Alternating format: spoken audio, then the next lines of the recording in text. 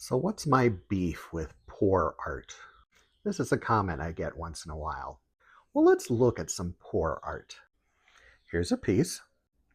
If this was in an exhibition with 100 other paintings by 20 different artists, would you be able to tell which painting was done by which artist? How about spin art? Spin art's fun. I love the 60s and all that psychedelia. But could I really tell which artist did this particular piece? Probably not. How about a drip painting? Do you feel the same way about drip paintings? Here's an example of a drift painting. We've seen them before. So what's my beef with this stuff?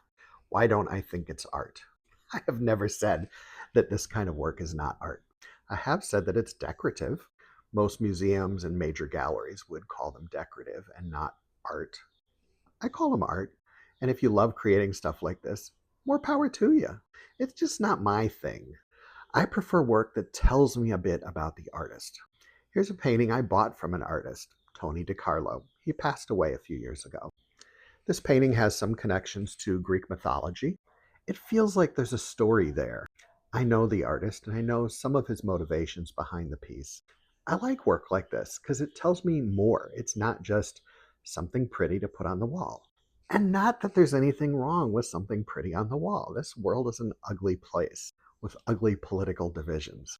We could use a little bit more art, capital A or not.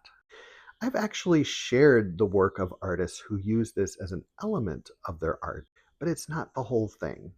They give it a certain twist that makes it feel personally expressive, and you would definitely be able to see their work in a crowd and know it was created by them. So I want you to tell me in the comments, what do you think of poor art or spin art or drip paintings? Are these pieces that belong in a museum? I tricked you with this last one. This one's by Jackson Pollock, and I think it is in a museum. Does that change your mind at all? Personally, I don't particularly like Jackson Pollock's work. He was a reprehensible human being.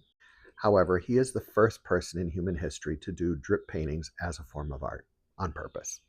So other artists who do drip paintings are just kind of being derivative. They're bringing nothing new to the table, even if it's Ed Sheeran. Do I like this painting? I still don't like drip paintings.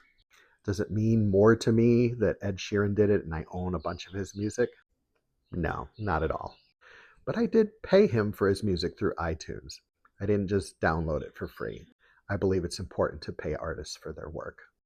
I just wouldn't pay him for that work. Okay, now let me know your thoughts in the comments.